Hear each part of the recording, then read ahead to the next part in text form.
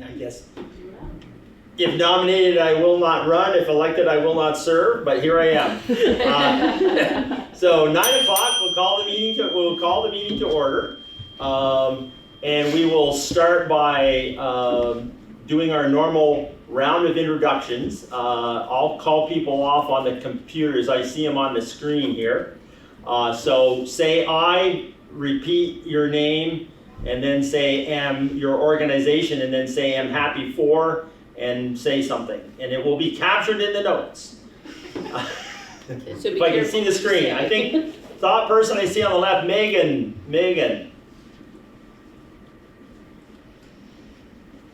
Oh, you're still muted.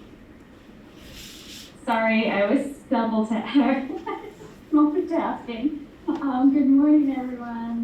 Megan Bridges, United Way of Northwest Vermont. What am I happy for? Fall flavors. Had the butternut squash soup last night and chicken apple sausage, so it was really delicious. And it was all Costco, it wasn't me, so. Okay, next, Amy Brewer. Good morning, everybody. Amy Brewer from the Northwestern Medical Center and the Franklin Grand Isle Tobacco Prevention Coalition. This morning, I am super grateful for an absolutely gorgeous sunrise, just amazing colors, and it always starts the day off really nicely to see that, so that's it. Okay, thank you. Nicole. Good morning, everyone. I'm Nicole Clemens. I'm a resource coordinator with the Working Bridges program of the United Way of Northwest Vermont. I also work at NCSS as part of that role, helping employees. I am grateful for the fall weather. I love fall weather. It's cool, it's dry, it feels great. All right, Barry, thank you. Barry, you're up next. Morning, everyone. Barry Lamke. I'm the Initiative Director of Housing for All, based at the Northwest Regional Planning Commission. I am grateful for all the work you folks are doing, have done, and will continue to do. I just want to share that I'm going to be retiring on November 8th. And so very excited about what comes next. I have no idea, but just really grateful for all that I've learned from many of you folks in the work that you're doing. So thank you. Well, congratulations. And thanks, Barry. And next is Sharon.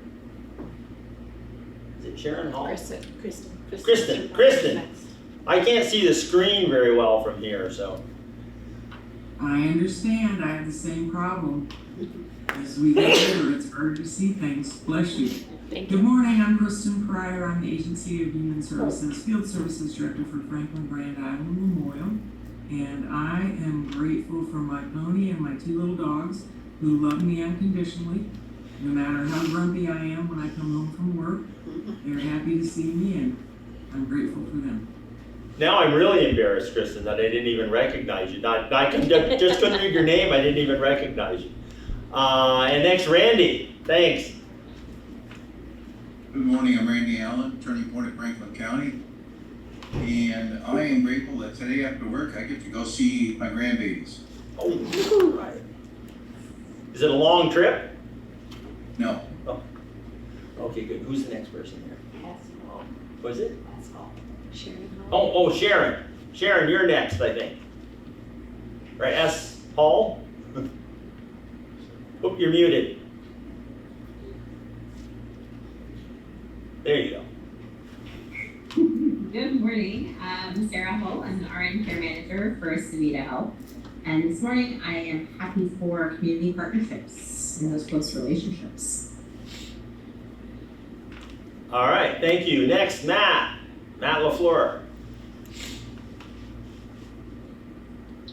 Thank you. My name is Matthew LaFleur. I am grateful for the elected officials to standing up for Vermonters everywhere and understanding the big task we have across the election season next week. So I'm grateful for that. I'm grateful that everybody can vote.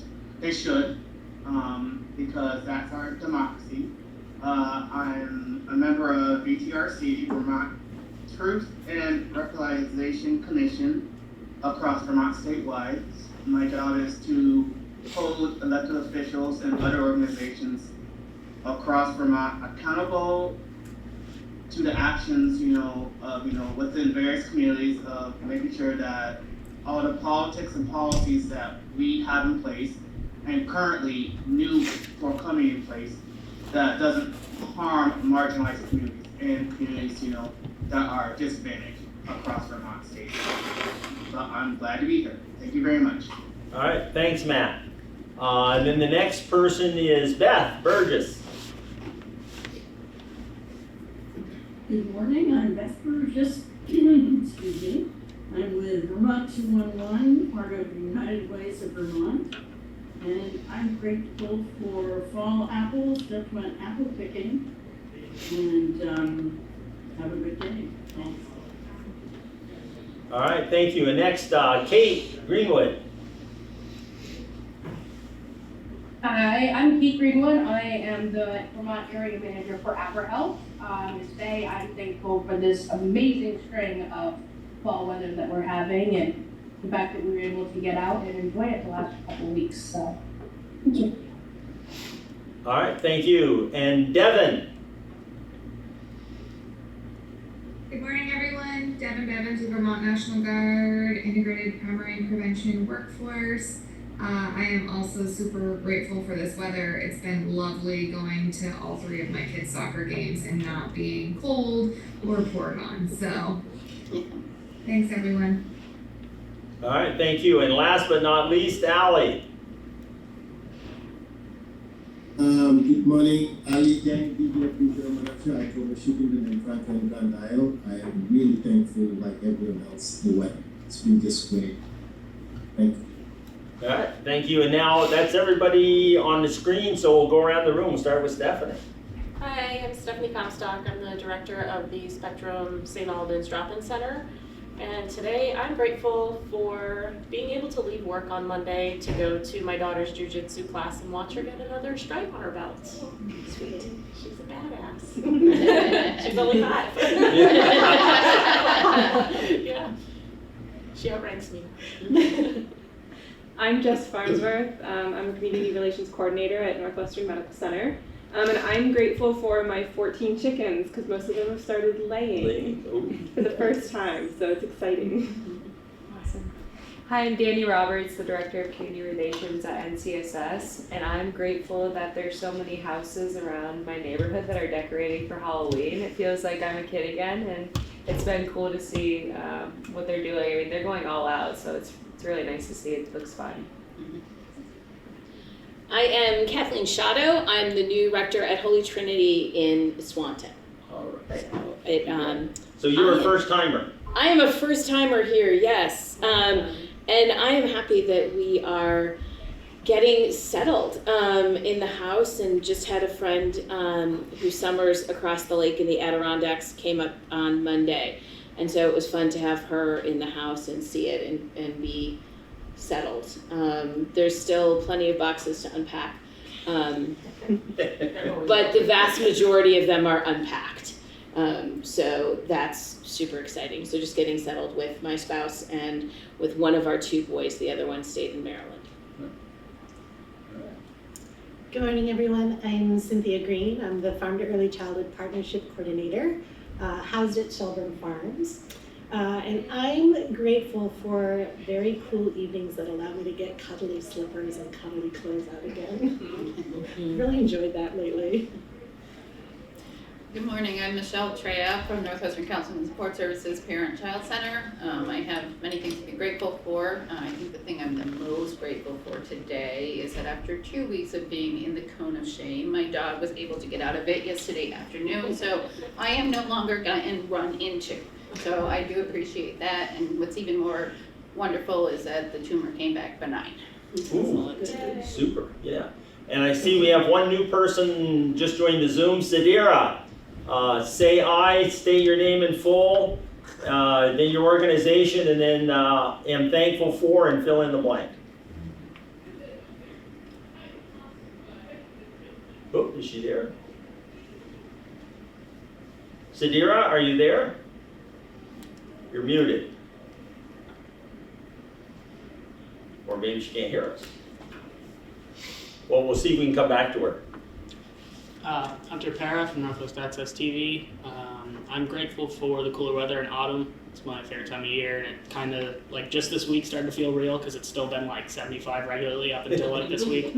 So I feel like I can finally like put on clothes with long sleeves again. So yeah. All right, thank you. And I'm John Gordon, Sheldon Methodist Church food shelf. And yeah, I'm thankful this weather. My granddaughter and our next door neighbor actually went swimming in Fairfield Pond the day before yesterday at 4 o'clock in the afternoon. And I actually didn't have my suit on, but I went out, I had shorts, so I went out up to my, up to the edge of my shorts. And it was actually very, very comfortable, amazingly comfortable. So welcome you all here to Community Partnership. I think our next order of business is to formally approve the minutes from the last meeting. I don't have a copy. Normally should have sent a copy out in the email. Do you know, did Melinda send a copy even out in the email to people?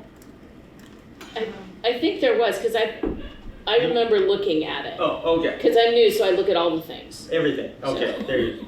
So do we have a motion from somebody, anybody, to approve the, oh, we have somebody else new, just joined, Katie DeForge.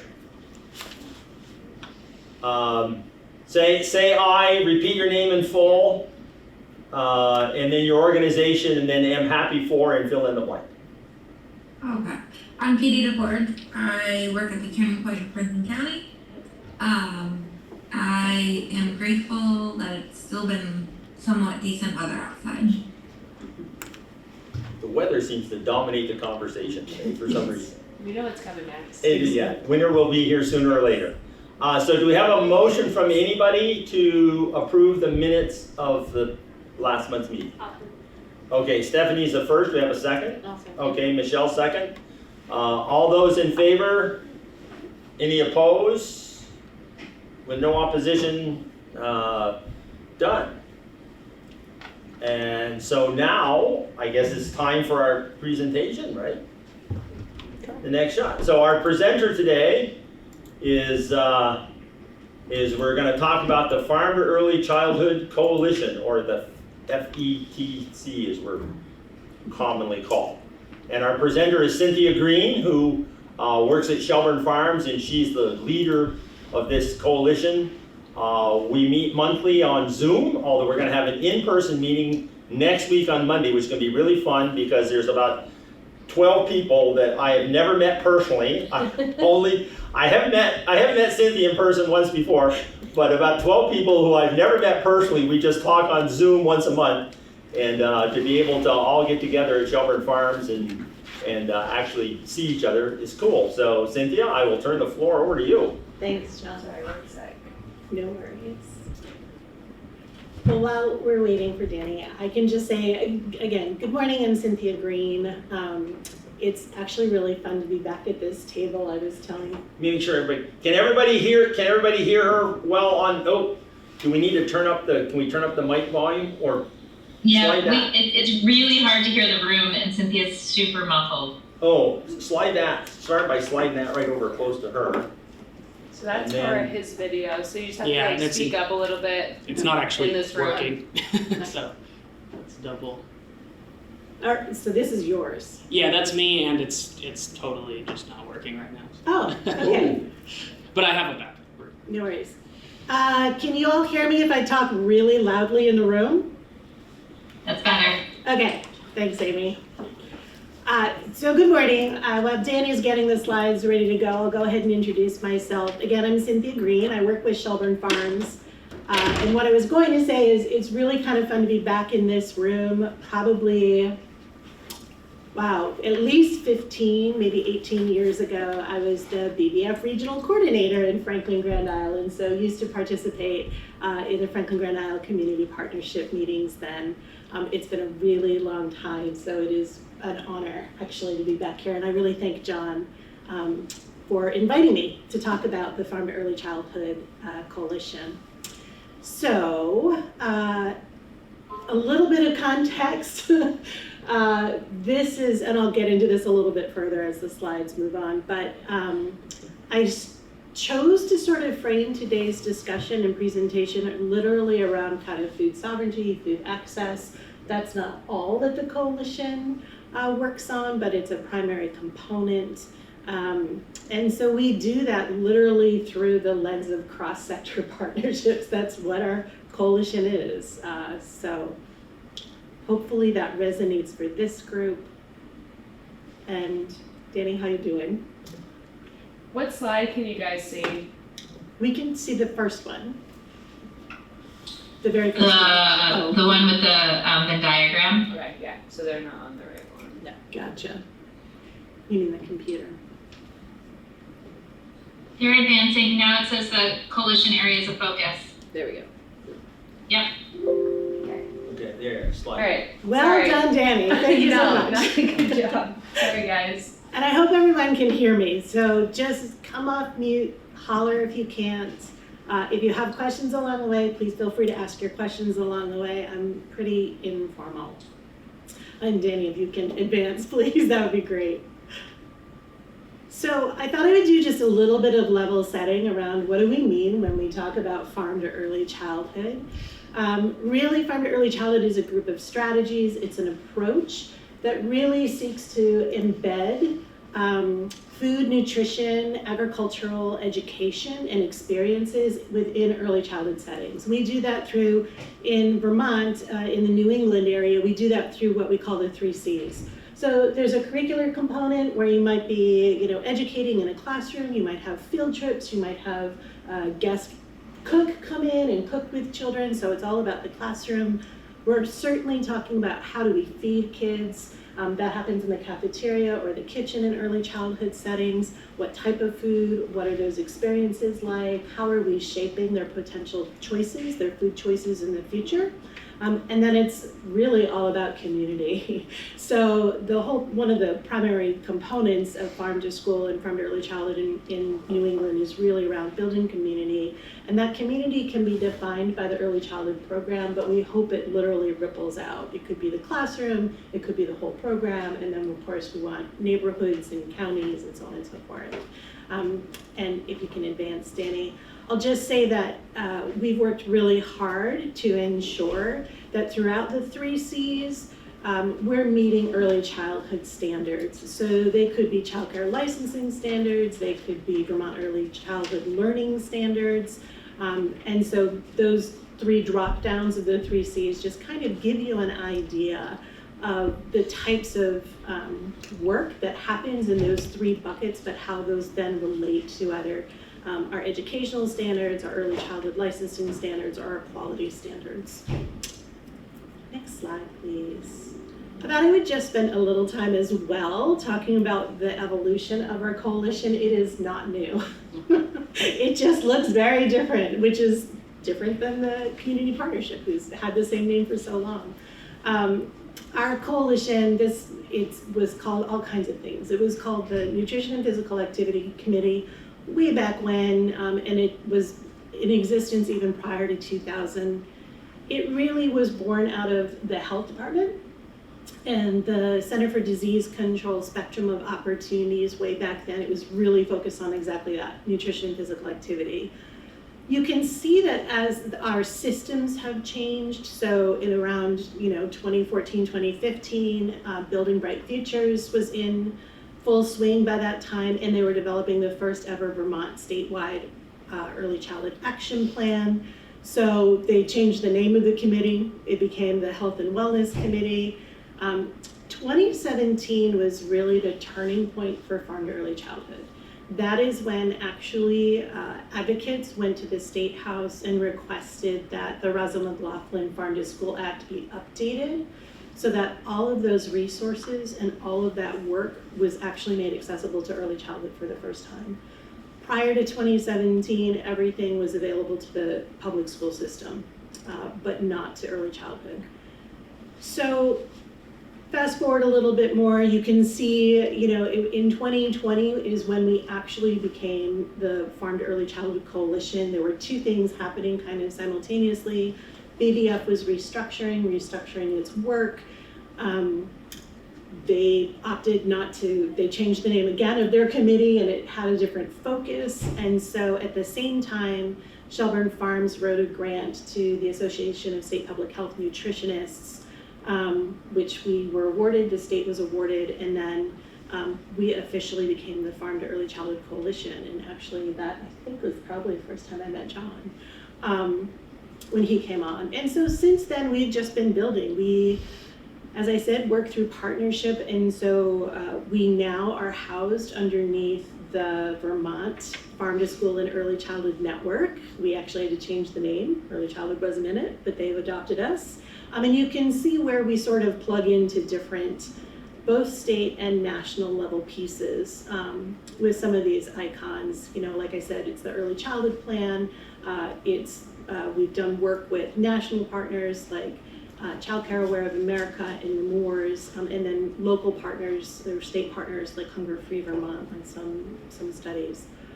So just to say, I think there's a lot of similarities between our coalition and the partnership. We're constantly evolving. We're changing based on the structures, right, of our systems, and where we kind of find leverage points. I think Farm to Early Childhood, again, the reason of the big switch in 2017 to really focus on from just health and nutrition to Farm to Early Childhood was Farm to Early Childhood is a little bit broader umbrella around education. That includes a whole host of things.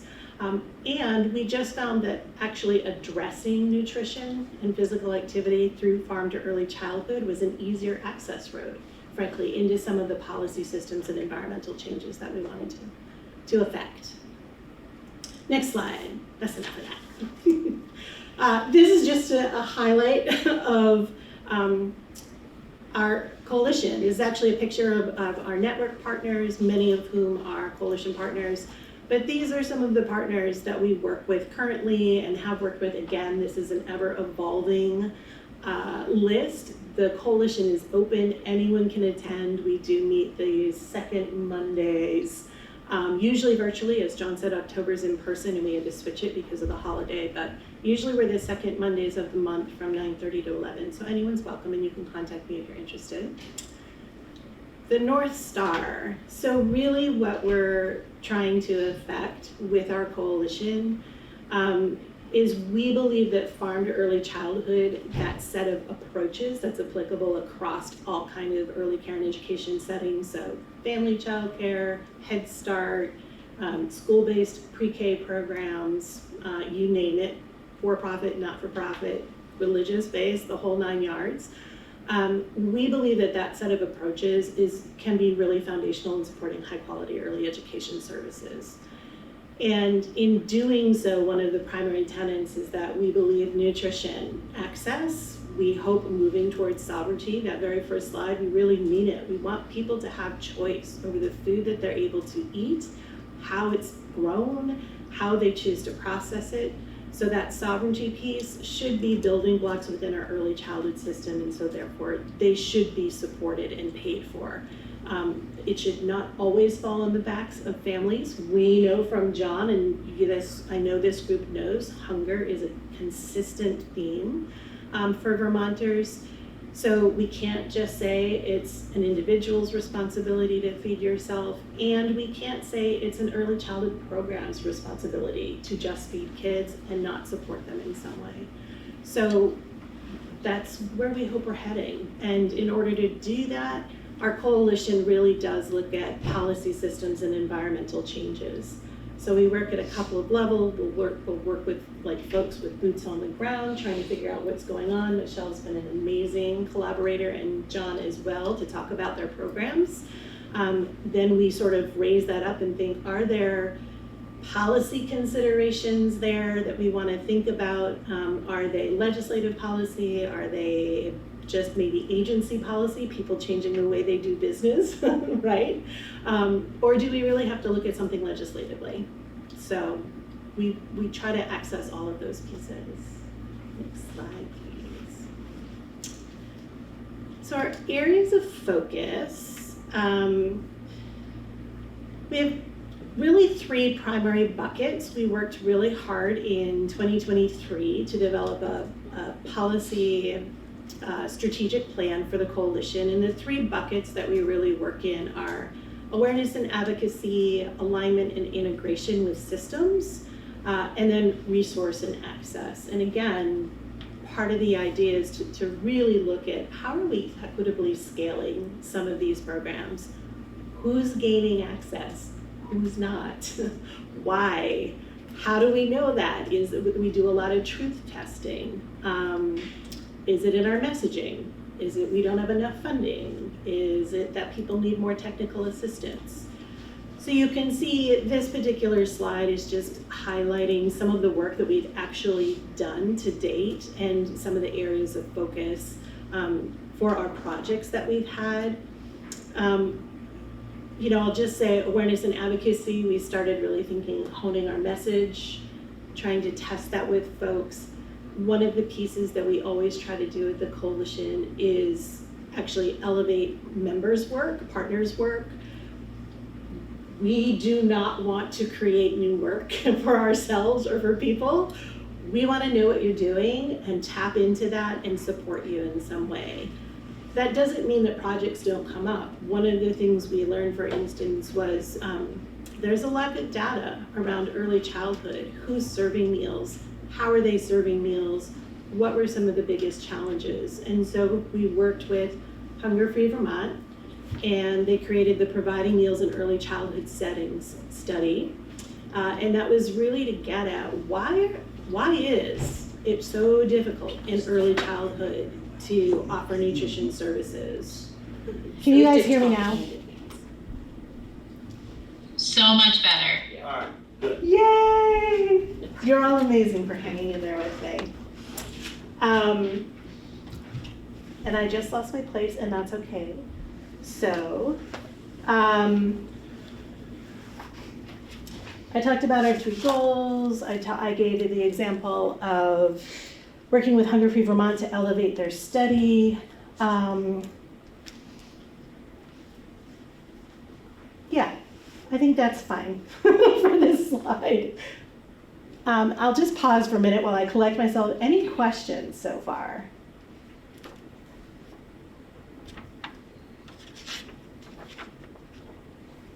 Okay, then, and this computer is at the down key that moves it? The arrow over, the right one. The arrow over. Here you go. Woo! Like collaborative change projects. Oh, Erin, go ahead. It looks like you've got a question. Yeah, sorry. And I hate to ask this, and if we need to figure out a different way to do it, that's fine. But since the audio was a little rougher in the beginning, I don't want you to have to start at the beginning, but I'm wondering, and maybe this is just me and maybe my audio was worse than other folks, but I didn't know if there was anything from the first few slides that you wanted to highlight again in case folks really did, like if there was like, hey, if you missed this the first time, here's what's really important for the rest of this, just so that folks online can hear that again potentially. And again, I don't want to slow things down if that would be unhelpful, but just wanted to put it out there in case other people are feeling the same. Sure. I tell you what, I'll do a super high-level highlights. How's that sound? You're amazing. Thank you so much. No worries. So in the beginning, I was just level setting about what is farm to early childhood. And basically what we want folks to take away is that it's a set of approaches that support high quality early education services. It focuses on early childhood settings, how they purchase food, how they implement educational opportunities, and how they network with their communities through what we call the 3 C's. So classroom would be the educational component, cafeteria is really about feeding kids, and community is really about extending beyond a classroom and hopefully a program into a neighborhood or a community. And that these approaches are really adaptable, and they meet a whole variety of early childhood system standards and requirements. So whether it's childcare licensing or a quality improvement system or a professional development system, we've tapped into all of that. So the idea is that farm to early childhood is an approach. It's adaptable to sites of all different auspices, and it supports high quality early care and education. The next piece was really around coalition evolution. The big thing here is just we're very much like a partnership. We adapt to the needs and the changing structures in our community. Our coalition is open to anyone. We meet the second Monday of every month virtually, although in October we're meeting in person. And just that our partnerships, anyone's welcome. We do a variety of different types of activities and work, really focusing on policy systems and environmental change, but that our primary goal is to elevate and work with partners supporting their work. We don't necessarily want new projects. We'll take on some new projects if we need them, but the idea is that the partnership really works together to elevate each other's work and bubble up what's happening in our communities. And then this was just a representation of our coalition, who's currently on it, the types of organizations where folks come from and their backgrounds a little bit, and that happens to be actually the Farm to Early Childhood Network picture. Those are, and many of whom are on our coalition, and that happens to be at Shelburne Farms. And then our North Star. Hopefully folks were able to read this. Again, just trying to elevate that Farm to Early Childhood as a set of approaches. We really want to focus on nutrition access and food sovereignty as a supported component in the early childhood system, believing that not all families can support children's nutritional needs, and not all early childhood programs can either. So it takes a community, it takes a village to do this work. And we want to see our systems and our funding streams support nutrition access and hopefully food sovereignty. That's my big goal in the future. And then were folks able to hear the work that, no, I'll do a quick recap. So in 2022, the coalition worked with the Policy Equity Group, that's a national group, to develop a policy strategic plan. We have 3 goals within the plan. One goal focuses around awareness and advocacy. The second goal is really around alignment and integration with systems. And then the third bucket is really around resources and access. And this slide is just showing some of what the coalition has already accomplished and areas where we continue to still work. We're always going to support, elevate, and align coalition members' work across each sort of organization when we can. We're always going to reevaluate our marketing and our messaging. Does it resonate? Is it current? You know, as state policy changes, we now have universal school meals in our state. Yay, I think that's amazing personally. And so, you know, some of those systems changes and that language changes what we do now in Farm to Early Childhood. Erin has her hand. Do you have a question, Erin? I see you have your hand up. Oh, geez, no, that was a legacy hand. Thank you, John. Oh, okay. We love legacy. Legacy's okay. One chance, you've lost it. No worries. And then, so awareness and you know, today it's awareness building. What do we do? Why do we exist? Come talk with us. We welcome anyone to come to our meetings if you have something that you want to elevate that you're doing. I talked a little bit about alignment and integration, and I should say the coalition has been really careful while we're focused on the early childhood system as a whole, I think we work really well trying to figure out where do we fit in with a health system? What does it mean to work with our producers and our farmers in the food system, which is a whole other system to navigate and try to create commonality in order to get food to kids where they are during their days. So again, that alignment and integration actually, while the slide indicates very early childhood focused, we're really working with other systems to try to get food to kids. And then resources and access, again, really thinking about who's getting resources, what are the resources, how might we expand those or update them as the systems need, and then how do we know or strive to make that as equitable as possible to all of our regions in this state and all of our populations. Okay, I think we're caught up. I hope that was helpful. So, collaborative change projects, again, really thinking about those policy systems and environmental changes. These are a variety of projects that we have actually taken on and completed. And so this really sort of was early. Like I said, the coalition just got running in 2020, so we've been a pretty active group. As I sort of look at some of the accomplishments, I'm like, whoa, this is what partnership does. But we've worked with the agency, Vermont Agency of Agriculture, Food and Markets, to offer a new grant program specifically for family childcare because they were feeling like they didn't have access to supports. And so community-supported agriculture grants are now available to early childhood. And that was due to the partnership and having a conversation and raising from the early childhood field, this is what we need, this is why we need it. And family childcare in particular said, we want local food. We can't gain access to it. How do we do that? And Agency of Agriculture through our partnership said, yeah, let's try this. And it's working. We gave out 52 last year. And they're thinking of expanding even further.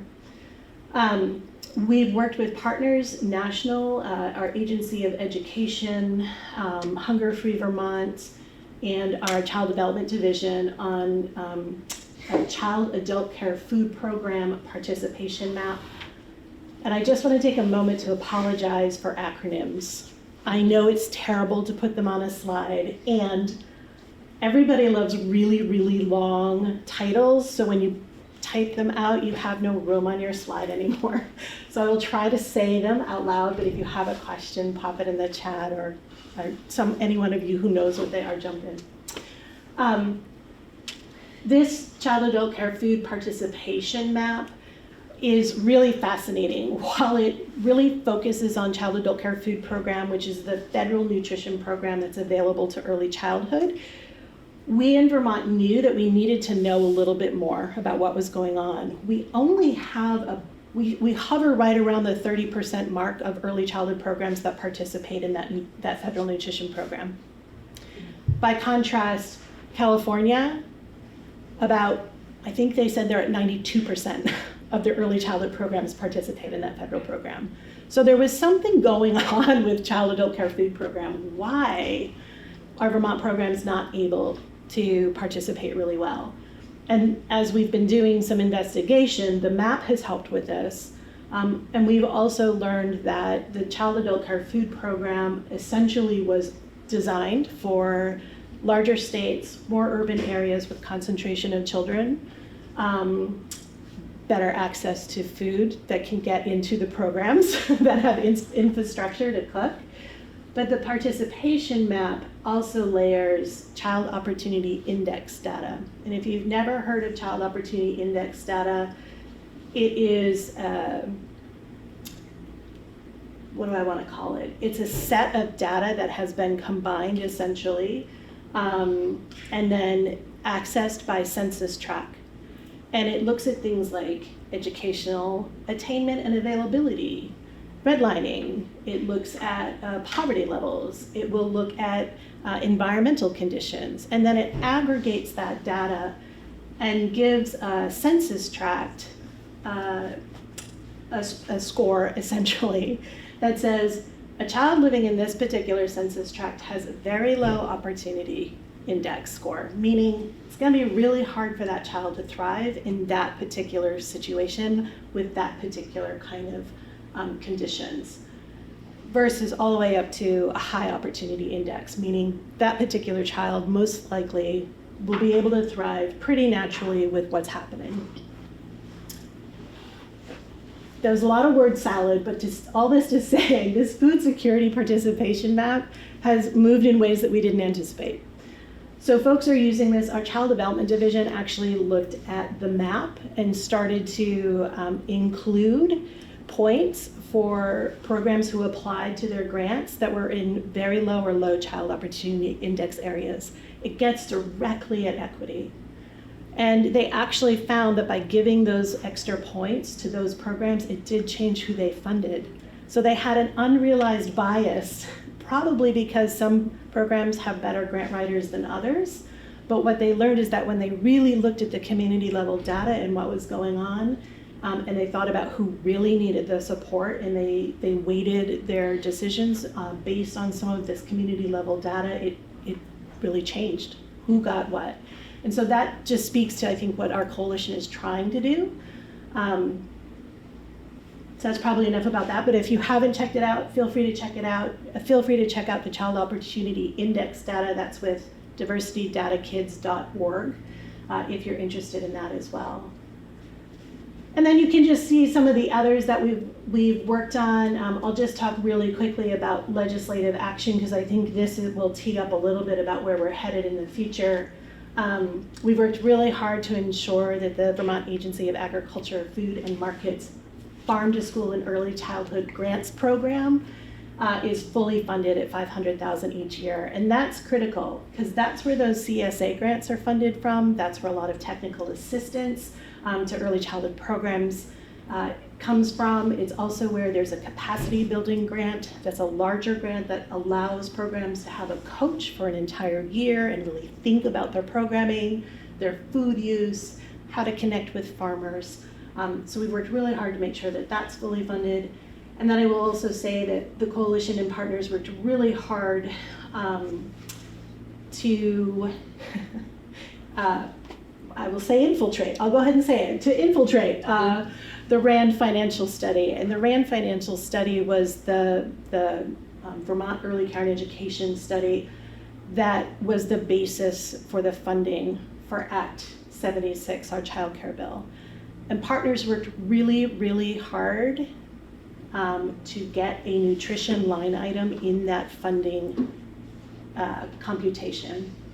And that speaks back to our North Star. If we are not willing to feed children where they are during their day and to support anyone who needs that in some manner, we're not going to get to full food access, much less security, much less sovereignty. So we worked really hard to make sure that nutrition services were a financed component in that bill, and they are. We're not working on that yet, but technically the line item is there, so we feel really good about that. And we'll sit next slide. See what happens when I'm in a. I'm the next slide. So what's on the horizon for us? Essentially, again, thinking about our three buckets: awareness, building, engagement. You know, we're always looking for alignment, and then we're always looking for types of resources. We are continuing to look at what are the data gaps and what are the story needs. How do we elevate partner stories? And again, because we work with a variety of systems, it could come from the food system, it could come from early childhood, it could come from the health department. And then what are those data gaps? An example here that we are aware of is that for our universal pre-K children, who might go to a public school to receive those services, they get 10 hours a week. If those 10 hours happen after breakfast and before lunch, where and how are they getting fed if they're being transported to childcare? If they're getting fed at school, we also don't always know that they are getting fed. And that is because the way the National School Lunch Program works with eligibility, and it's based on family, they don't call out whether or not, they don't identify children 5 and under in that population. It's the whole school. So it could be age 3 through age 18. So we know we have a data gap. When our legislators say, how much money would it take to do this? We're like, we don't know, because we don't know where kids are getting fed yet. And not all of our data systems can align. So that's just an example. When we're thinking about where kids are and how do we feed them, we need to know a little bit more. We're always looking for the CACFP is the Child Adult Care Food Program again. We're always looking for new and diverse avenues for programs to participate in that nutrition program, federal nutrition program. But we know that in Vermont, we have to be a little creative and a little out of the box with this. So we're working with some community partners in the Upper Valley region to try on a new model that works with sort of aggregating early childhood programs to get bulk purchasing at a food hub that then gets food delivered to them. It was really important in the Upper Valley because a lot of those early childhood programs actually go to New Hampshire to get their food because that's the closest grocery store. So we knew that from that CACFP map that we did. So kind of everything that we're doing builds, it kind of reinforces and supports. And we're working with Vital Communities, which is an organization in the Upper Valley that straddles both New Hampshire and Vermont. So it's this really fascinating, again, partnership to look at how can we help programs be involved with the Child Adult Care Food Program and work with our partners on the ground, elevating what they're doing or what they need. And then I'll just jump to sort of state government action. I think what's on the horizon for the coalition, we're really trying to think about, we have this lovely local purchasing incentive for our K-12 school system now. It's not accessible to early childhood. So what would it look like to offer a local purchasing incentive? And might there be a way to tie that to bolster CACFP participation, for instance? What would that look like? We don't know. We know that the current policy for the K-12 system cannot just be applied to early childhood. We know that, but we want to come up with creative ways. So if any of you have a creative way to get local food to early childhood programs, come talk to the coalition. Same thing with universal school meals. I talked a little bit about Act 76, the child care bill. With that, we know that there's a nutrition services component to the funding formula. We just are being patient in sort of advocating or activating that because the childcare workforce is in such crisis. And until they have staff, we're not there yet. We hope 4 to 5 years, once an Act 76 actually isn't fully implemented, I think went till October 1st, maybe yesterday, I think was, it's finally fully implemented with the first round of like all of the funding that they said, but there's still more funding that they're going to be asking for, so we're trying to be patient. And then just a last shout out, if you haven't heard, our partners Hunger Free Vermont are teeing up an early childhood and ending early childhood hunger campaign. They are in the planning phases right now. The coalition will actually be seeing some of their initial work for the first time at our October in-person meeting next week. But I just kind of want to put this out there that they're really focused on, now that we have universal school meals for K-12, they're really going to start looking at early childhood. They're going to start looking at after school, what's happening for kids after school, and then they're going to start looking at summer meal programs. We know that children who often go hungry get their meals at school, and when they're out of school during the summer, we want to make sure that we're feeding them. So that's where we think we're headed, subject to change based on any input from you all or anybody else. That's all I got. Any questions? Anything that was super unclear? And I really appreciate everybody on the computer hanging in there with us. To me, I think it's ironic that this topic is brought up as like, why are we feeding everyone? So for me, it's really discouraging to hear folks out there bringing up that this is a bad thing when there's still so much work to be done. So thank you for sharing. My pleasure. And I will say, Danny, what I've been learning, again, my background is early childhood. I was a teacher, I was a director, and then I got into systems work because I couldn't get everybody everything they wanted, and I was like, I'm gonna go change systems. 25 years, 30 years later, here I still am. So it's the long view. I think, it's an equity piece that it really, when people are like, why do we can't afford to feed all children. I'm like, we can't afford not to feed all children. Mm-hmm. Going back to my original training from developmental perspective, if we don't have really well-fed mothers prenatally who give birth to really healthy babies, who then grow up with good, solid nutrition for the building blocks of their brain, like we're paying for it later anyway. So let's feed people. It's also good for our local economy when we use local food. It's good for our agricultural community. It keeps dollars back in Vermont when we do this. I mean, I didn't touch on all those pieces of farm to school and early childhood, but I can't remember the number, so I won't even try to quote it, but I could find it. It's X number of dollars that come back into local communities when we do farm to school and farm to early childhood and use local food. So Yeah, I agree with you, clearly. It's my passion. Should we stop screen share so we can see? We can, I think. I might need Danny to figure out how to do that on this computer. You just hit the little red button. All right, and then I can fix it.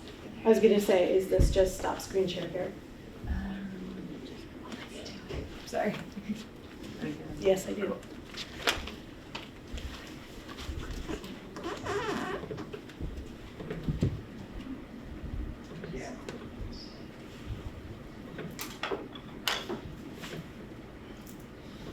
So, not to put anybody on the spot, but we do have two people who we won't say why they weren't here on time, but two people who didn't get into introductions. So Aaron and Sadira, if you would, say your name in full, and then your organization, and I'm happy because. So we have it captured for the notes. Yeah, I'm happy to kick us off. Thanks, John. Hi, folks. I'm Erin Creeley. I use she, her pronouns. I'm the district director for the St. Albans Office of Local Health. And I am happy today because we live in a great community, Franklin and Grand Isle County. And I'm just so grateful for the outpouring of support that has been coming out related to the positive support that's been coming out for folks, our neighbors that are unhoused and experiencing substance use. There's been some backlash against those groups, and I'm just so grateful for the folks that have shown up with big hearts for our community, for our organizations, and for the folks that need our support. So that's what I'm happy about today. Thanks. All right, super, thanks, Aaron. And Sadira, I see Sadira put her information in the chat. So Sadira, she's the care coordinator from Notch, and she's happy to be here and happy for changing trees. Although I don't know how everybody else thinks, but yeah, I mean, it's nice to see the trees, but I don't think the trees are anywhere near as vibrant this year as they normally are. It is so dry that leaves are just falling off and turning just a little bit and kind of dry colors and then falling off without seeing the vibrancy that we see lots of times. But it is pretty. The colors are still pretty, just not quite as pretty as we're used to in many cases. For those of you who know me, I'm part of this coalition. As you know, I have absolutely no knowledge of early childhood or education or anything like that. But I'm simply interested in trying to keep kids fed. And so my involvement in the coalition has been, what can I as a food shelf do to try to fill in those gaps for those kids, to make sure that those kids, when they're home and they aren't at school or they aren't in the early childhood setting, that they still have food available to them. And so how do I do that within the context of everything that we've done? And I've learned a lot from being part of the coalition. And another thing Erin didn't mention, but the WIC, she talked about the CFP program, but the WIC program is facing a similar issue. Statewide, WIC participation is barely 50% of families who could get WIC benefits are actually signed up for the program, and and even within the program, of those families who get WIC benefits, they frequently don't spend their entire benefit card. They don't use all the benefits that they could get. And I've had some serious discussions with the WIC people statewide, the central office WIC people, the WIC people here in St. Albans, as to, okay, is there a way, something that we can do to get connected, to Food Shelf Connected, to help get more people signed up for WIC and make it easier for WIC people to use their whole benefit. And especially if they're also on SNAP, how do they use all those benefits? Because what we see at the food shelf is people, they get their WIC and SNAP cards loaded up at the beginning of the month so they can buy. So they go to the store and buy. And then it starts to get to the end of the month and their EBT cards are burned out, then they come to the food shelf. And especially over the last couple of months, the selection of what I have to hand out gets more and more limited, and they can only get what they can get from me. And so we've been trying to figure out ways to get people to understand, hey, you know you're gonna have to come to the food shelf. Don't wait till you're out of food. Come to the food shelf, get what you can get from me at the food shelf or other food shelves.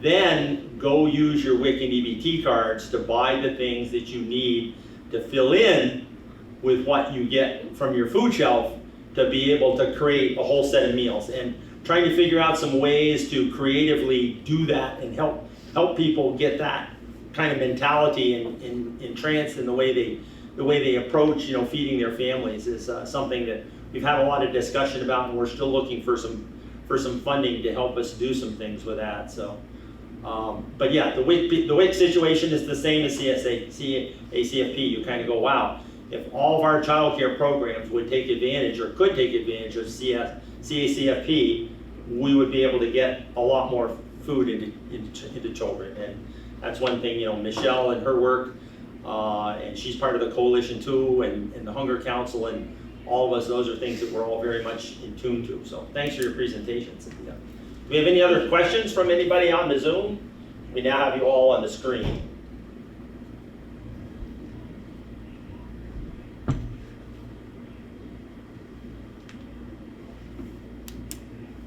Okay. This is like unprecedented. Usually everybody has an extra 5 minutes or so because we're done. But I think we're all set.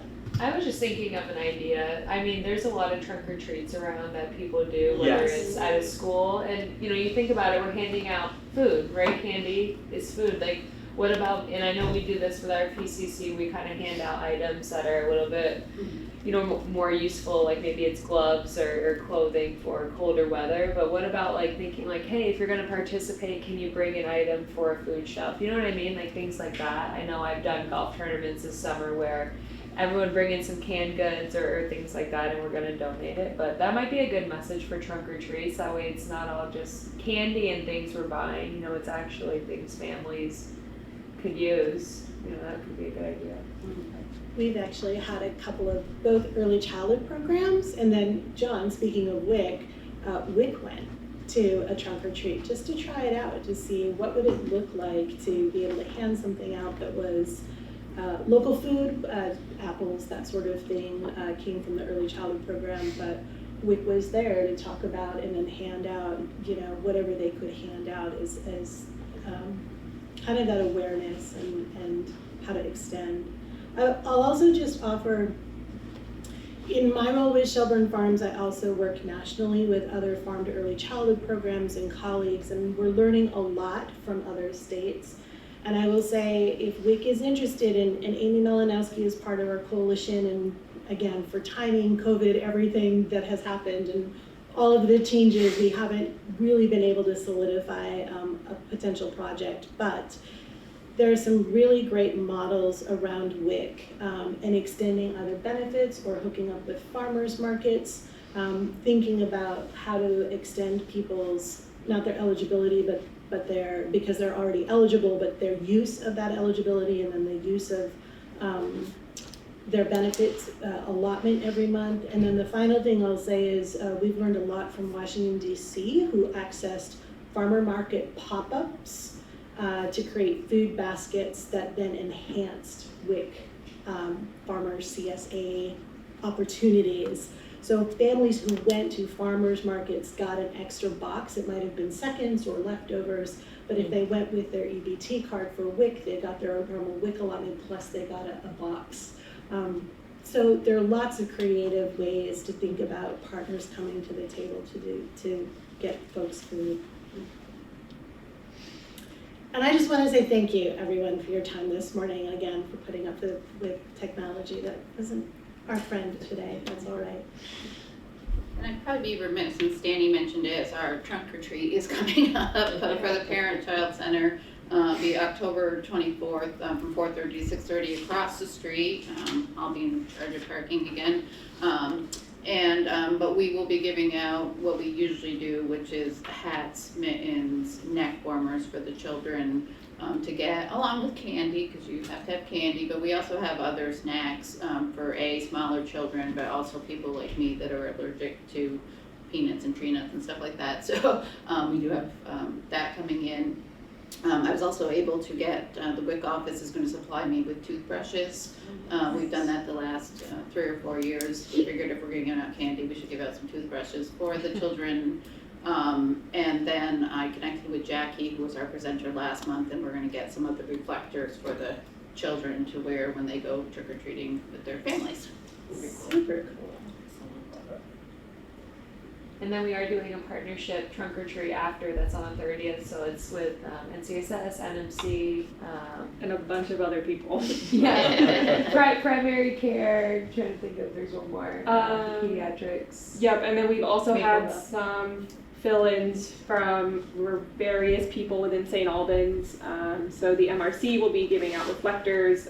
We have the St. Albans Free Library will be there. I'm not quite sure what they're going to be handing out. We have some rescue crews going to be joining us.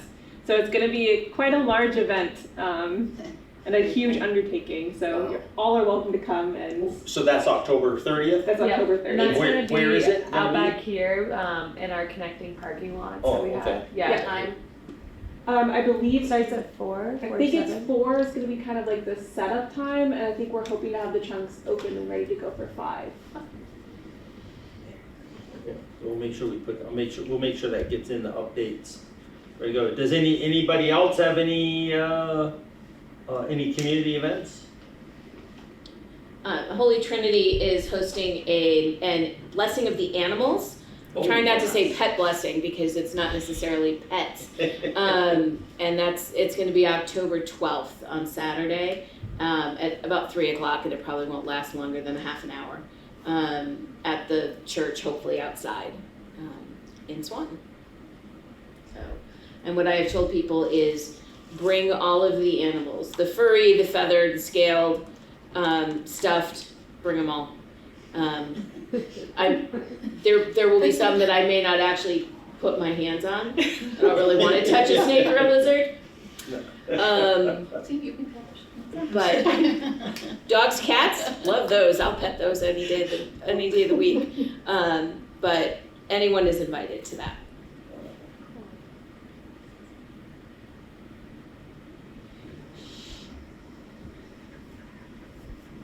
Okay, then I think that's it. We'll, lots of extra free time this week, so we will formally close the meeting and see you all next month.